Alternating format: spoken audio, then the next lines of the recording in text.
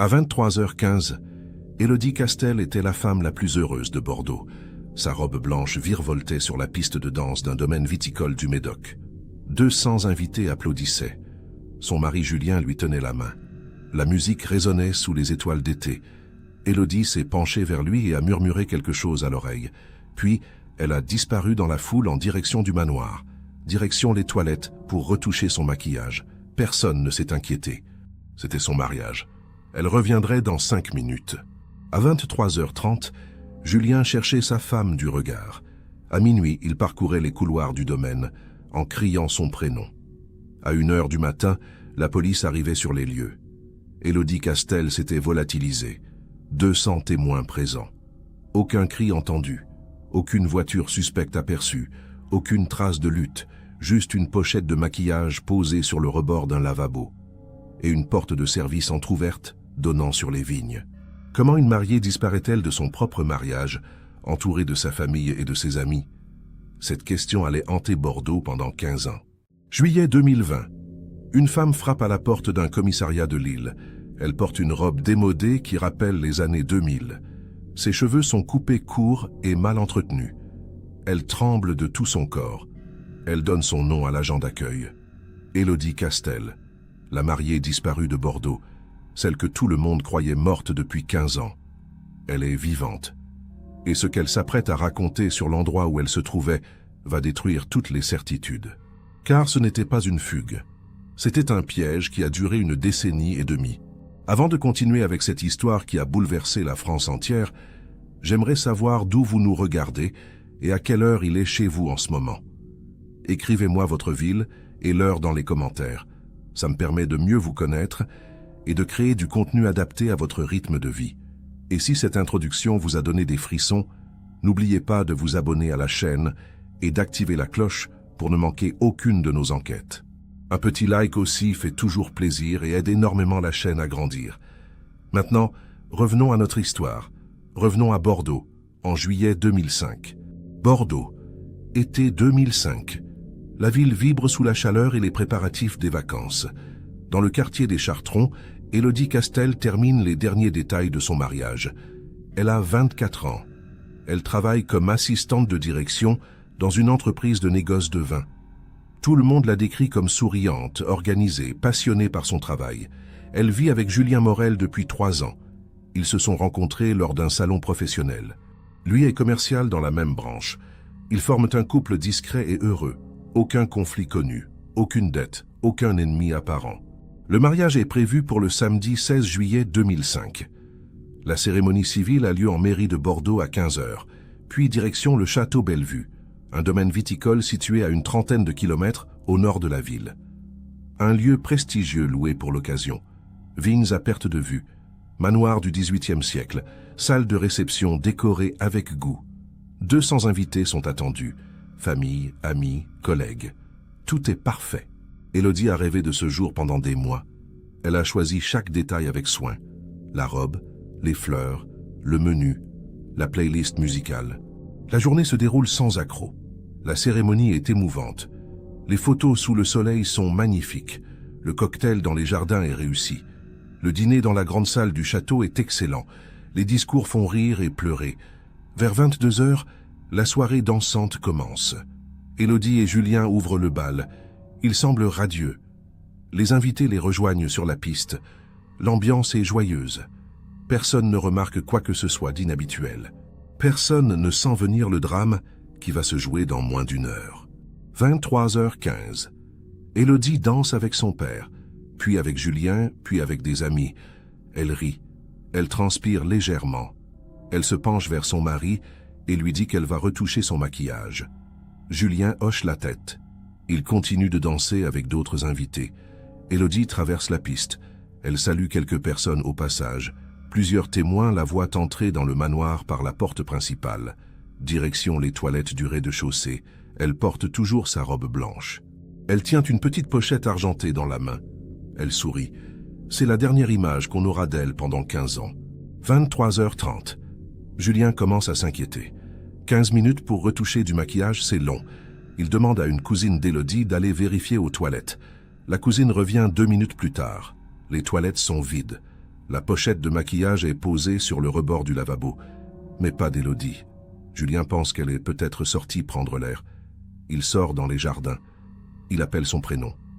Rien. Il retourne dans le manoir. Il parcourt les couloirs. Les salons, les chambres ouvertes, toujours rien. À minuit, il alerte les invités. Tout le monde se met à chercher. Minuit 30. Le domaine Château-Bellevue est en état de choc. Les invités ne dansent plus. Ils fouillent méthodiquement chaque recoin du manoir et des dépendances.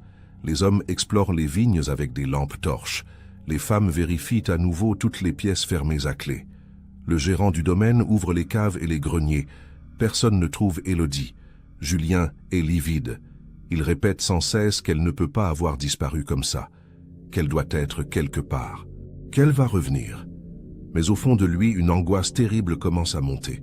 À 1h du matin, quelqu'un appelle la police. Les gendarmes de la brigade de Pauillac arrivent 20 minutes plus tard. Ils interrogent rapidement Julien. « Quand avez-vous vu votre femme pour la dernière fois ?» 23h15. Que portait-elle? Sa robe de mariée blanche. Avait-elle son téléphone portable? Julien vérifie.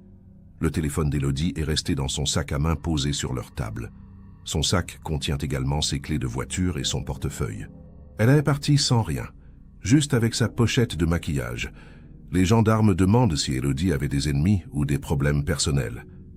Julien secoue la tête. Non, rien. Tout allait bien. Les gendarmes commencent leur propre fouille du domaine. Ils découvrent rapidement un détail troublant. Une porte de service située à l'arrière du manoir est entrouverte. Cette porte donne directement sur les vignes. Elle est normalement fermée à clé, mais ce soir-là, elle était déverrouillée pour permettre au personnel de circuler plus facilement. Les gendarmes inspectent le sol autour de la porte. Aucune trace de pas visible sur le gravier. Mais au-delà, dans les vignes, la terre est sèche et dure. Impossible de relever des empreintes. Les gendarmes commencent à ratisser les rangs de vignes avec leurs lampes. Ils ne trouvent rien. À 3h du matin, les recherches sont suspendues jusqu'au lever du jour. Les invités rentrent chez eux sous le choc. Julien refuse de quitter le domaine. Il reste assis dans le salon du manoir, la tête entre les mains. Ses parents et ceux d'Élodie restent avec lui. Personne ne parle, personne ne comprend. Comment une femme peut-elle disparaître ainsi? Le gérant du domaine affirme qu'il n'a vu aucun véhicule suspect sur le parking. Les vignes s'étendent sur plusieurs hectares, mais au-delà, il y a une route départementale. Quelqu'un aurait pu attendre là-bas avec une voiture. Mais pourquoi Élodie serait-elle sortie rejoindre quelqu'un? Au lever du soleil, les recherches reprennent. Les gendarmes sont renforcés par des équipes cynophiles. Des chiens renifleurs sont lâchés dans les vignes. Ils suivent une piste qui part de la porte de service et serpente entre les rangs de vignes pendant environ 200 mètres. Puis la piste s'arrête brutalement au bord de la route départementale, comme si Élodie était montée dans un véhicule à cet endroit précis. Les gendarmes interrogent les voisins et les riverains. Personne n'a vu de voiture suspecte garée sur cette route dans la nuit. Personne n'a entendu de cris ou de bruit de moteur inhabituel. Le mystère s'épaissit. L'enquête est immédiatement confiée à la police judiciaire de Bordeaux. Le commandant Marc Vasseur prend la tête des opérations. C'est un homme de 50 ans, expérimenté, spécialisé dans les affaires de disparitions inquiétantes. Il arrive sur les lieux le dimanche matin. Il inspecte le manoir, la porte de service, les vignes. Il interroge longuement Julien. « Racontez-moi votre journée depuis le début. » Julien raconte tout. La mairie, l'arrivée au château, le dîner, la soirée dansante. Élodie qui part retoucher son maquillage. Vasseur écoute attentivement. Il observe Julien. Le mari semble sincèrement bouleversé. Mais Vasseur sait qu'il faut toujours commencer par le cercle proche. Julien est interrogé pendant 3 heures. Aviez-vous des disputes récentes avec Élodie? Non. Des problèmes d'argent? Non. Une maîtresse? Non. Élodie avait-elle un amant? Julien se met presque en colère. Absolument pas. Nous étions heureux. Nous venions de nous marier. Vasseur note tout. Il fait vérifier les relevés bancaires du couple. Rien de suspect. Pas de retraits importants. Pas de dettes cachées. Il fait analyser les téléphones portables. Aucun message bizarre. Aucun contact inconnu. Élodie et Julien semblaient vraiment former un couple sans histoire. Mais alors pourquoi cette disparition? Vasseur élargit rapidement l'enquête. Il fait interroger tous les invités du mariage. 200 personnes. Avez-vous vu quelque chose d'inhabituel? Avez-vous remarqué quelqu'un qui observait Élodie de manière étrange? Les témoignages convergent. Élodie était joyeuse toute la soirée. Personne n'a remarqué d'individu suspect parmi les invités. Personne n'a vu d'inconnus rôder autour du domaine. Le personnel du château est également interrogé. Serveurs, cuisiniers, techniciens son et lumière. Même constat. Rien d'anormal. Le gérant du domaine confirme que la porte de service était déverrouillée, mais que c'est une pratique courante lors des réceptions. N'importe qui aurait pu sortir par là. Les médias s'emparent rapidement de l'affaire. La mariée disparue de Bordeaux fait la une des journaux régionaux dès le lundi. Puis les chaînes nationales relaient l'information.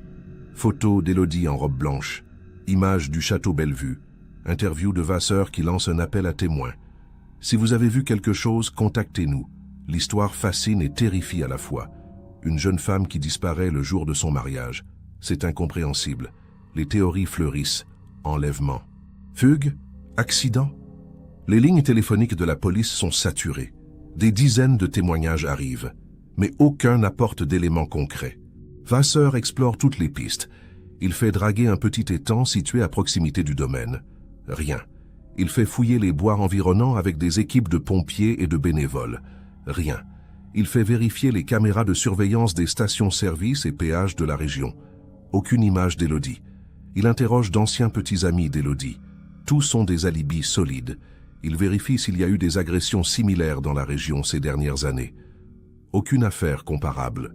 Élodie semble s'être littéralement évaporée. Comme si elle avait été aspirée par les vignes elles-mêmes. 3 semaines après la disparition, Vasseur reçoit un coup de fil troublant. Un témoin affirme avoir vu une femme correspondant à la description d'Élodie montée dans une voiture blanche sur la route départementale près du château.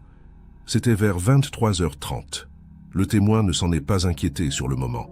Il pensait que c'était une invitée qui partait tôt, mais après avoir vu les reportages à la télévision, il a réalisé que les horaires correspondaient. Vasseur convoque immédiatement ce témoin. C'est un homme d'une 60aine d'années qui habite une ferme à 500 mètres du domaine. Il rentrait chez lui après une soirée chez des amis. L'homme décrit ce qu'il a vu. Une femme en robe claire au bord de la route. Une voiture blanche qui s'arrête. La femme monte à l'intérieur. La voiture repart en direction de Bordeaux. L'homme ne peut pas donner de détails sur le modèle de la voiture. Trop loin et trop sombre. Il ne se souvient pas non plus du visage de la femme. Juste une silhouette claire. Vasseur lui montre des photos d'Élodie. L'homme hésite. Ça pourrait être elle ou pas.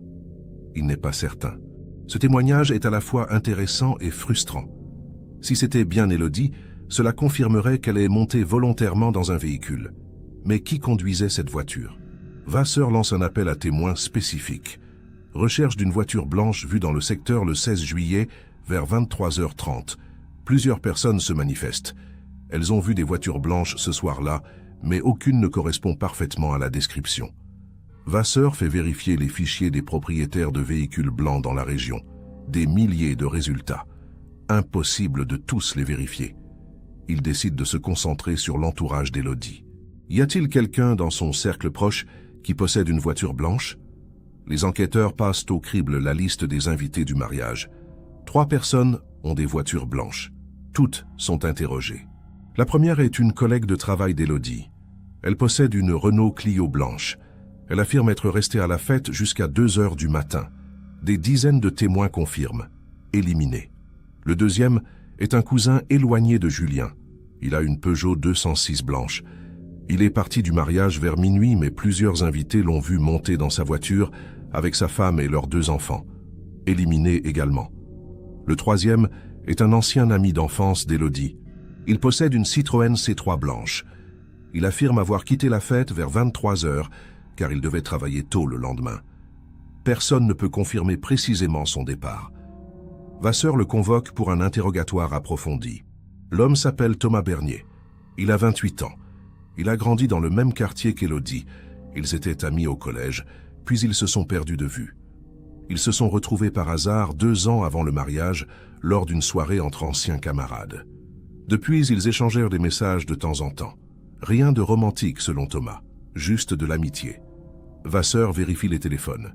Effectivement, quelques SMS anodins. Rien de suspect. Thomas explique qu'il est parti tôt du mariage, parce qu'il avait un chantier le dimanche matin. Il est plombier indépendant. Il fournit le nom de son client. Vasseur vérifie. Le client confirme. Thomas était bien chez lui à 9 h le dimanche matin pour réparer une fuite. Mais cela ne prouve pas que Thomas n'a pas croisé Élodie sur la route. Vasseur insiste. Avez-vous vu Élodie lorsque vous êtes parti? Non. Avez-vous emprunté la route départementale qui longe les vignes? Oui. C'est le chemin le plus court pour rentrer chez moi. Avez-vous vu quelqu'un au bord de cette route? Non. Personne. Thomas semble sincère. Vasseur le garde en garde à vue 24 heures pour vérification. Il fait fouiller sa voiture. Aucune trace d'Élodie, aucune fibre de tissu blanc, aucun cheveu correspondant. Il fait analyser son téléphone portable. Aucun appel passé ou reçu après son départ du mariage. Thomas est relâché. Piste abandonnée. L'enquête piétine. Les semaines passent. Juillet se transforme en août. Les recherches sur le terrain sont réduites. Vasseur continue d'explorer d'autres hypothèses. Et si Élodie avait été victime d'un enlèvement crapuleux? Il vérifie s'il y a eu des demandes de rançon. Rien. Les comptes bancaires des familles Castel et Morel sont surveillés. Aucun mouvement suspect. Et si Élodie avait une double vie? Vasseur fait enquêter sur ses déplacements professionnels. Elle voyageait parfois pour son travail. Bordeaux, Paris, Lyon. Les enquêteurs vérifient si elle avait des contacts secrets dans ces villes. Rien de concret. Élodie menait une vie normale et transparente. Septembre 2005. L'affaire commence à refroidir. Les médias parlent moins d'Élodie.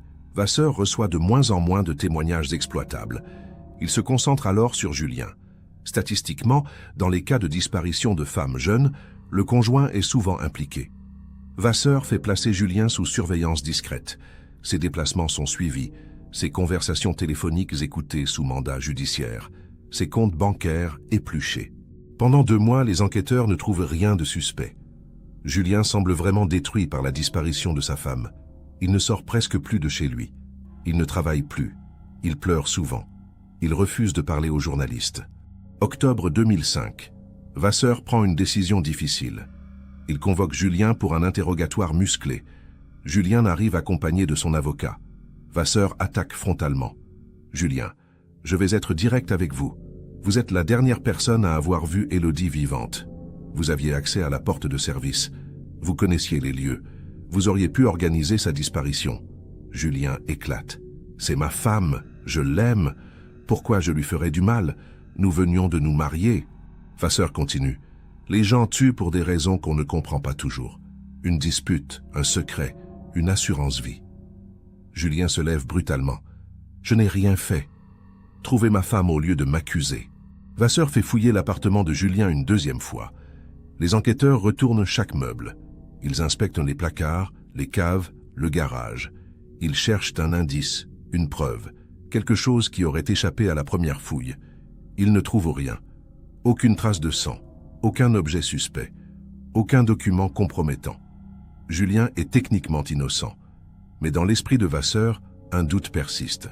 Il a vu trop d'affaires où le coupable était le conjoint pour écarter totalement cette piste.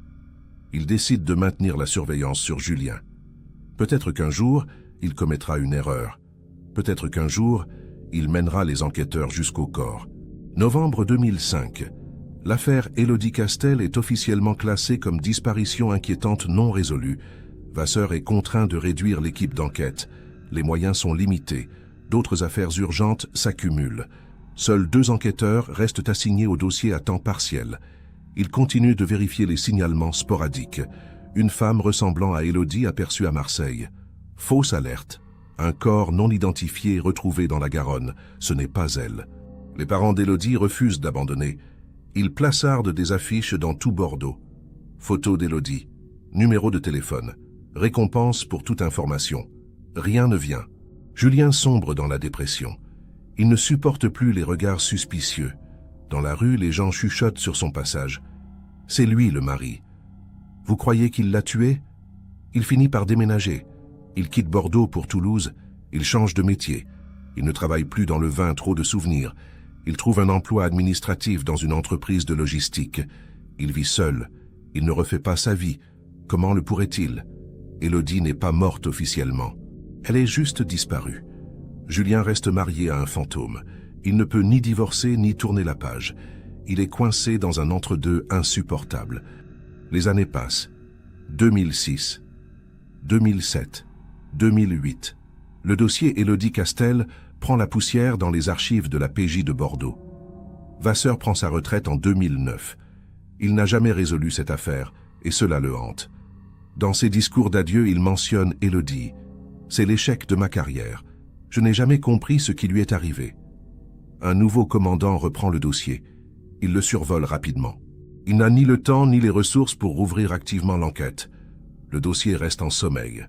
Élodie devient une statistique, une disparue parmi des centaines d'autres en France. Les parents d'Élodie vieillissent. Ils célèbrent chaque année l'anniversaire de leur fille. Ils refusent de faire une cérémonie funéraire. Tant qu'il n'y a pas de corps, elle est vivante quelque part.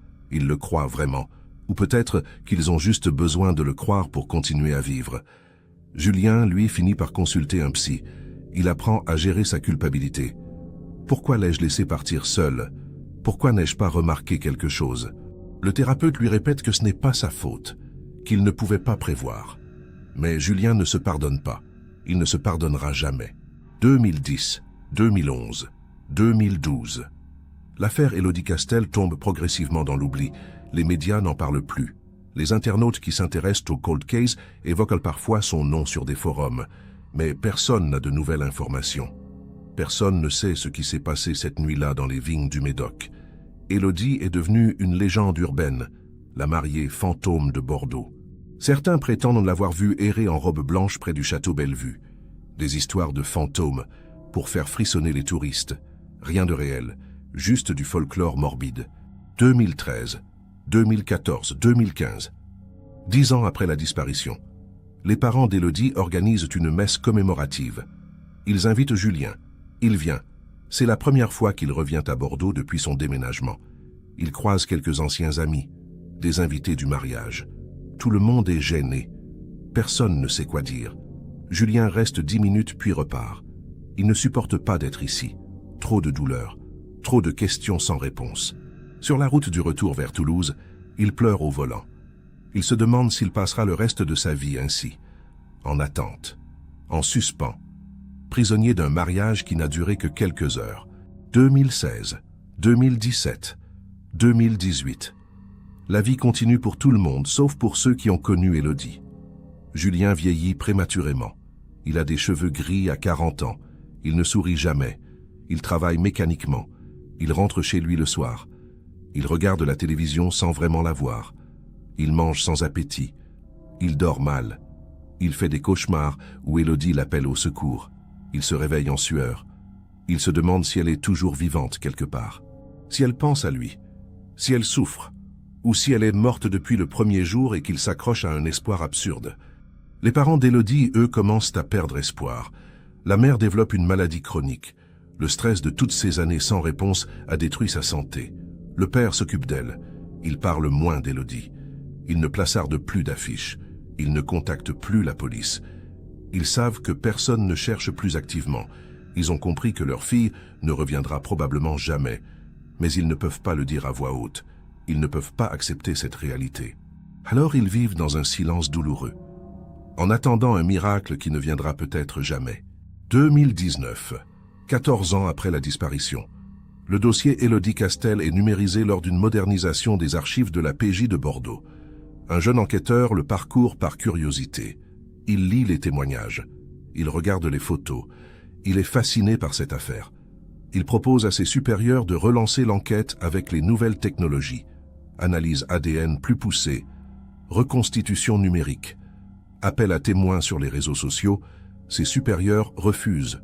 Pas de budget, pas de priorité. Le dossier reste fermé. Le jeune enquêteur est déçu, mais il ne peut rien faire. Il retourne à ses affaires courantes. Élodie retourne dans l'oubli.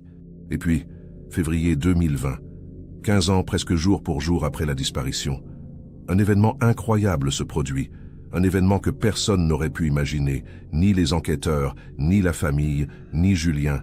Un événement qui va tout changer, tout bouleverser, tout expliquer, ou presque, car ce qui va se passer dans quelques jours va rouvrir le dossier de la manière la plus spectaculaire qui soit.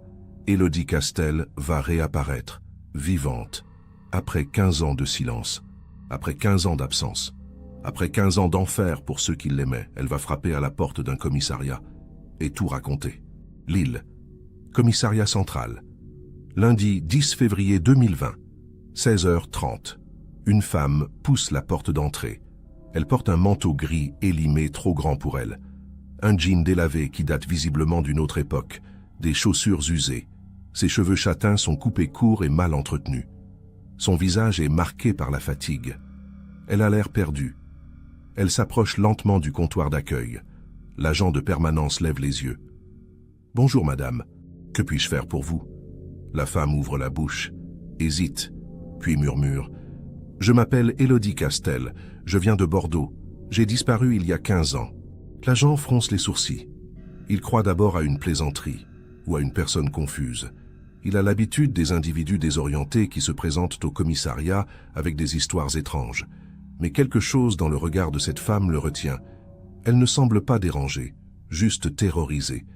L'agent prend un bloc-notes. « Pouvez-vous répéter votre nom, s'il vous plaît ?» La femme articule plus clairement. « Élodie Castel, C-A-S-T-E-L. J'ai disparu le jour de mon mariage. Le 16 juillet 2005, à Bordeaux. Vous pouvez vérifier, je suis dans vos fichiers. » L'agent commence à taper sur son ordinateur. Il accède à la base nationale des personnes disparues. Le résultat s'affiche. Élodie Castel, née le 3 mars 1981, disparue le 16 juillet 2005 à Bordeaux. Signalement toujours actif. Dernière photo datant de 2005. L'agent compare la photo sur l'écran avec la femme devant lui. Les traits correspondent, mais la femme sur la photo a 24 ans et sourit en robe de mariée. La femme devant lui a 38 ans et semble avoir traversé l'enfer. L'agent sent son cœur s'accélérer. Il appelle immédiatement son supérieur. « Lieutenant, vous devriez venir voir ça. C'est urgent, très urgent. » Le lieutenant Arnaud Mercier descend rapidement de son bureau. C'est un homme d'une quarantaine d'années, chef de la brigade criminelle de Lille. Il s'approche du comptoir. L'agent lui explique la situation en quelques mots. Mercier regarde Élodie. « Madame, je suis le lieutenant Mercier. Pouvez-vous me suivre dans un bureau? Nous allons parler calmement. » Élodie hoche la tête. Elle suit le lieutenant dans une salle d'interrogatoire. Mercier lui propose de l'eau. Elle accepte. Elle boit lentement. Ses mains tremblent. Mercier s'assoit en face d'elle. Il pose un enregistreur sur la table. « Avec votre permission, je vais enregistrer notre conversation. » Élodie acquiesce. Mercier commence doucement. « Madame Castel, je vais être honnête avec vous.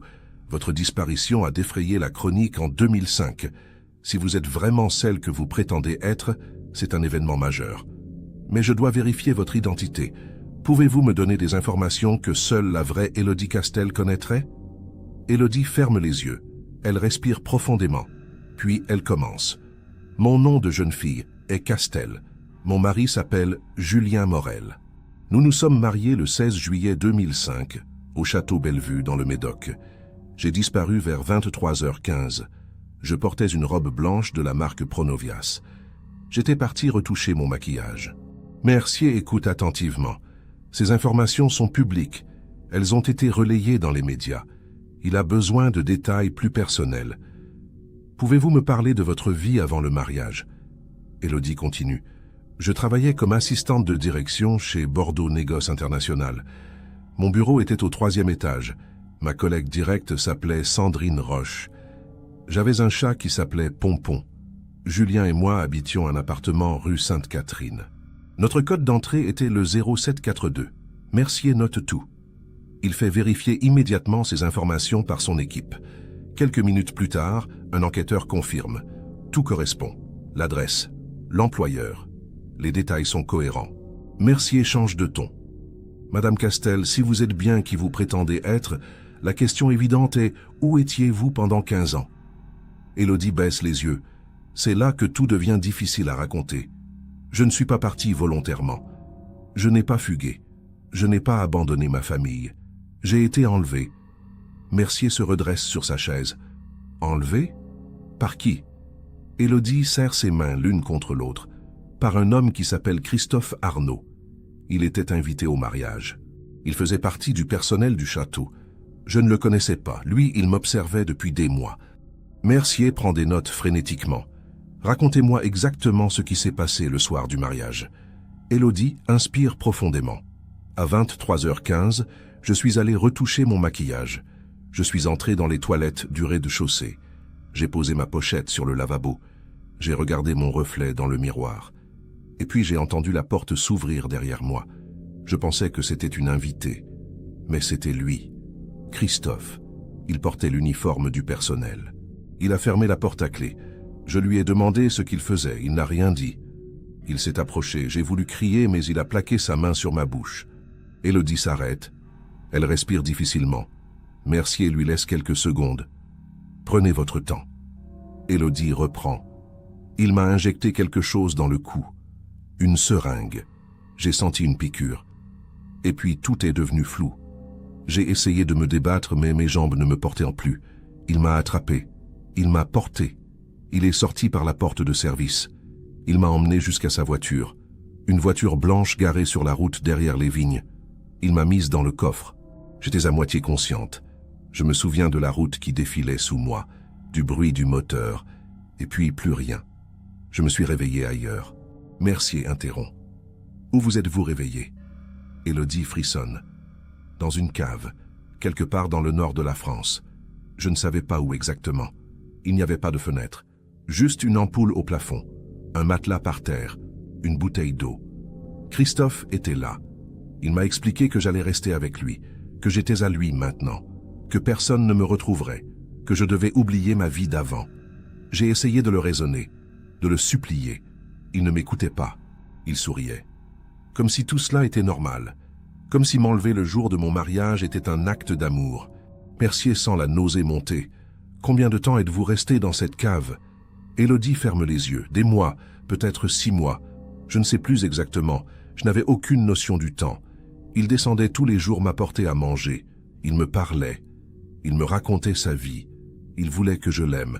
Il était persuadé que j'allais finir par l'aimer. Mais je le détestais. Chaque jour un peu plus. J'ai essayé de m'échapper plusieurs fois. Impossible. La porte était blindée. Il m'avait enchaîné à un radiateur. Je ne pouvais pas bouger de plus de 2 mètres. Mercier demande. Vous a-t-il violé? Élodie ne répond pas tout de suite. Puis elle hoche la tête lentement. Oui, régulièrement. Il disait qu'on était mariés maintenant, que j'étais sa femme. Je lui criais que j'étais marié à Julien. Il me giflait. Il disait que Julien m'avait oublié, que ma famille m'avait oublié, que j'étais morte pour eux, que je n'existais plus que pour lui. Mercier serre les dents. Il écrit tout. Il sait que ce témoignage sera crucial. Que s'est-il passé après ces 6 mois? Élodie reprend. Il m'a fait déménager. Il m'a emmené dans une maison isolée, toujours dans le nord. Une petite ferme abandonnée. Là-bas, j'avais un peu plus de liberté. Une chambre, une salle de bain.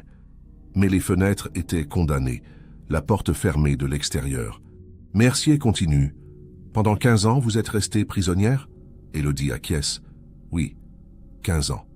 Au début, j'espérais qu'on me retrouve, que la police allait débarquer, que Julien allait venir me sauver. Mais les jours passaient, les mois, les années. Personne ne venait.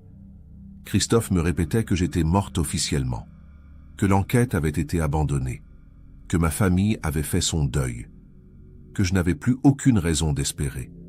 Alors, j'ai arrêté d'espérer. J'ai juste survécu. J'ai fait ce qu'il me demandait pour ne pas être battue. J'ai cuisiné, j'ai nettoyé, j'ai joué à être sa femme. Mais dans ma tête, je n'ai jamais oublié qui j'étais. Mercier pose la question cruciale. Comment avez-vous réussi à vous échapper après 15 ans? Élodie relève les yeux. Il y a 3 jours, Christophe est parti faire des courses. Normalement, il fermait la porte à double tour. Mais ce jour-là, il était pressé. Il a oublié de fermer le verrou du bas. Je l'ai entendu partir en voiture. J'ai attendu quelques minutes. Puis j'ai essayé la porte. Elle s'est ouverte. Je n'en revenais pas. Après 15 ans, la porte était enfin ouverte. J'ai paniqué. Je savais qu'il allait revenir dans 1 heure maximum. Je n'avais pas beaucoup de temps. Je devais partir immédiatement. Élodie continue son récit. J'ai enfilé le premier manteau que j'ai trouvé. J'ai pris des chaussures. Je n'avais pas d'argent. Pas de téléphone. Rien. Je suis sorti de la maison. C'était la première fois que je voyais l'extérieur en 15 ans. Il y avait de la neige partout. J'étais en pleine campagne, aucune habitation visible, juste des champs à perte de vue. J'ai commencé à marcher. Je ne savais même pas dans quelle direction aller. Je marchais au hasard. J'avais peur qu'ils reviennent et me retrouvent. J'avais peur de mourir de froid, mais j'avançais. Je n'arrêtais pas d'avancer. C'était ma seule chance. Mercier écoute sans interrompre. Après combien de temps avez-vous trouvé de l'aide? Élodie réfléchit. Peut-être 2 heures de marche. J'ai fini par arriver sur une route départementale. Une voiture est passée. J'ai fait de grands signes. La voiture s'est arrêtée. C'était un couple de retraités. Ils ont vu mon état. Mes vêtements inadaptés. Mon visage terrifié. Ils m'ont demandé si j'avais besoin d'aide. J'ai juste dit que je devais aller à la police. Tout de suite. Ils m'ont fait monter dans leur voiture. Ils m'ont emmené jusqu'à Lille, jusqu'à ce commissariat. Et voilà, je suis là. Après 15 ans, je suis enfin libre. Mercier marque une pause. Il regarde Élodie avec une expression mêlant compassion et détermination professionnelle. « Madame Castel, nous allons avoir besoin de beaucoup plus de détails. Nous devons localiser cette ferme. Nous devons arrêter Christophe Arnaud immédiatement. Pouvez-vous nous donner des indices sur l'emplacement ?» Élodie secoue la tête. « Je ne sais pas exactement où c'était. Je n'ai jamais vu de panneau. Je n'ai jamais eu accès à un plan. Tout ce que je sais, c'est qu'on était dans le nord. Peut-être le Pas-de-Calais, peut-être la Somme. La maison était isolée. Une vieille ferme en briques rouges. Un hangar agricole à côté, des champs de betteraves autour. » Mercier réfléchit rapidement. « Le couple qui vous a récupéré sur la route, vous souvenez-vous du nom de cette route ?» Élodie hésite. « Non, tout allait trop vite. Mais ils m'ont dit qu'on était à une 20aine de kilomètres de Lille. » Mercier comprend. Il fait immédiatement mobiliser une équipe. Il contacte la gendarmerie locale. Il demande à vérifier toutes les fermes abandonnées dans un rayon de 30 kilomètres autour de Lille. Il fait lancer un mandat d'arrêt national contre Christophe Arnaud. Il demande également à contacter la PJ de Bordeaux pour les informer de la réapparition d'Élodie Castel. L'affaire vient de basculer en enquête active de haute priorité. Pendant ce temps, Mercier organise un examen médical complet pour Élodie. Elle est emmenée à l'hôpital sous escorte policière. Les médecins constatent des marques de violence anciennes, des cicatrices sur les poignets, des traces de coups sur le corps, une santé dentaire déplorable, des carences nutritionnelles importantes. Psychologiquement, Élodie présente tous les symptômes d'un stress post-traumatique sévère. Les médecins confirment qu'elle a très probablement vécu dans des conditions de séquestration prolongées. Son témoignage est cohérent avec les blessures observées. Élodie Castel dit la vérité. Elle a vraiment été prisonnière pendant 15 ans. À Bordeaux, la nouvelle tombe comme une bombe. La PJ reçoit l'appel de Lille. Élodie Castel a été retrouvée vivante. Le dossier froid devient brûlant. Les enquêteurs qui ont travaillé sur l'affaire en 2005 sont convoqués en urgence. Vasseur, l'ancien commandant retraité, est contacté chez lui. Il ne peut pas y croire. Élodie vivante? Après 15 ans? C'est impossible. Et pourtant c'est vrai. Il se précipite à la PJ. Il veut voir les rapports. Il veut parler à Élodie par téléphone. Il veut comprendre ce qui s'est passé. Il veut savoir comment il a pu passer à côté de la vérité pendant toutes ces années. Les médias sont alertés. L'information fuit rapidement. Le soir même, toutes les chaînes d'information en continu relaient la nouvelle. La mariée disparue de Bordeaux a été retrouvée vivante après 15 ans de captivité. Les journalistes campent devant le commissariat de Lille. Ils veulent des images d'Élodie. Ils veulent des déclarations. La police refuse tout accès. Élodie est protégée. Elle ne peut pas être exposée médiatiquement dans son état. Les journalistes se rabattent sur les archives. Ils rediffusent les images du mariage, les photos d'Élodie en robe blanche, les reportages de 2005. L'affaire refait la une 15 ans après. Julien apprend la nouvelle par un coup de fil de la police. Il est chez lui à Toulouse. Il décroche. Une voix officielle lui demande de s'asseoir. « Monsieur Morel, nous avons une information importante à vous communiquer. Votre femme Élodie a été retrouvée vivante. Elle est actuellement à Lille. Elle va bien. » Julien reste figé. Il croit à une blague cruelle. Puis il réalise que c'est la police au téléphone. Ce n'est pas une blague. Élodie est vivante. Après 15 ans de silence. Après 15 ans d'enfer. Sa femme est vivante. Julien s'effondre en larmes. Il ne peut plus parler. Il raccroche. Il pleure pendant 1 heure sans pouvoir s'arrêter. Le lendemain, les enquêteurs de Lille localisent la ferme. Grâce aux indications d'Élodie et aux recherches systématiques, ils identifient une ferme abandonnée près du village de Wavrin, à 22 km au sud-ouest de Lille. Une équipe du GIGN est déployée. Ils encerclent la propriété à l'aube. Ils défoncent à la porte. Christophe Arnaud est à l'intérieur. Il ne résiste pas. Il est arrêté immédiatement. Il a 48 ans. Il travaillait effectivement comme prestataire de services pour des événements dans la région bordelaise en 2005. Il confirme presque tout. Oui, il a enlevé Élodie. Oui, il l'a séquestrée pendant 15 ans. Oui, il l'a violée régulièrement. Non, il ne regrette rien. Il l'aimait. C'était son droit. Les enquêteurs fouillant la ferme. Ils découvrent la chambre où Élodie était enfermée. Un lit. Une commode.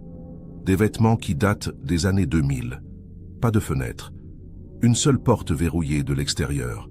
Des chaînes fixées au mur. Des photos d'Élodie prises à son insu avant l'enlèvement. Christophe la suivait depuis des mois. Il l'observait. Il planifiait tout. Le mariage était l'occasion parfaite. La confusion, la foule, la porte de service déverrouillée. Il avait tout prévu. Sauf qu'un jour, 15 ans plus tard, il oublierait de fermer un verrou. Cette erreur lui coûtera sa liberté. Il est placé en détention provisoire. Il sera jugé pour enlèvement, séquestration et viol répété. Élodie reste à l'hôpital pendant 1 semaine. Elle reçoit des soins physiques et psychologiques. Elle refuse de voir les journalistes. Elle accepte de parler à Julien au téléphone. La conversation est brève. Ils pleurent tous les deux. Ils ne savent pas quoi se dire. 15 ans les séparent. Julien a 43 ans maintenant. Élodie en a 38. Ils ne se connaissent plus.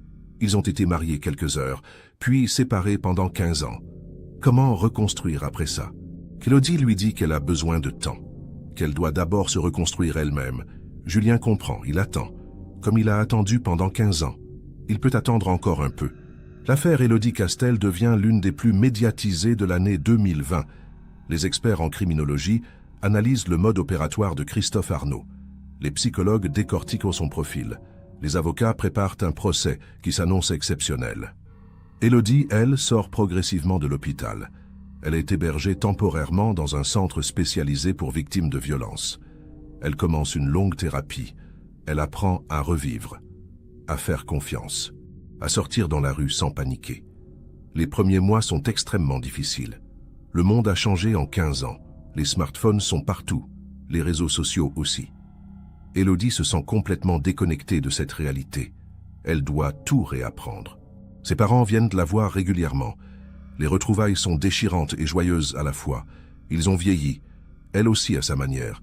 Ils pleurent ensemble. Ils parlent du temps perdu. Ils essaient de se raconter ces 15 années de vide. Mais les mots ne suffisent pas. Certaines blessures ne guériront jamais complètement.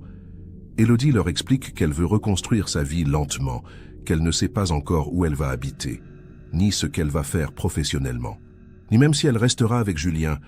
Tout est à redéfinir, tout est à réinventer. Ses parents acceptent. Ils sont juste heureux qu'elle soit vivante. Le reste viendra avec le temps, ou ne viendra pas. Mais au moins, elle est là. Christophe Arnaud est jugé en 2022. Le procès dure 2 semaines. Élodie témoigne pendant 3 heures. Elle raconte tout. Les 15 années d'horreur, les viols, les coups, l'isolement, la destruction psychologique. La salle d'audience est figée. Certains pleurent. Christophe Arnaud, lui, reste impassible. Il ne nie rien. Il affirme même qu'il aimait Élodie. Que tout ce qu'il a fait, c'était par amour. Les jurés le condamnent à 30 ans de réclusion criminelle. Le maximum prévu par la loi. Élodie ne ressent rien en entendant le verdict. Ni joie, ni soulagement. Juste une immense fatigue. La justice est rendue. Mais cela ne lui rendra pas ses 15 années perdues. Aujourd'hui, Élodie vit discrètement dans une petite ville du sud de la France. Elle a changé de nom pour échapper à la médiatisation. Elle travaille dans une bibliothèque. Elle aime le calme. Elle aime les livres. Elle a coupé ses cheveux courts et les a teints. Elle porte des lunettes maintenant. Elle passe inaperçue. C'est exactement ce qu'elle voulait. Julien et elle ont finalement divorcé en 2023. Un divorce à l'amiable. Ils restent en contact, mais ils ont compris qu'ils ne pouvaient pas redevenir un couple. Trop de temps perdu. Trop de trauma. Ils se sont souhaités bonne chance. Chacun refait sa vie de son côté. C'est triste, mais c'est ainsi. Si vous avez aimé cette histoire vraie, qui rappelle à quel point certaines disparitions cachent des horreurs insoupçonnées, abonnez-vous à la chaîne et activez les notifications. Partagez cette vidéo pour sensibiliser autour de ces affaires qui ne doivent jamais être oubliées. Et surtout, dites-moi en commentaire ce que vous pensez de cette incroyable histoire de survie.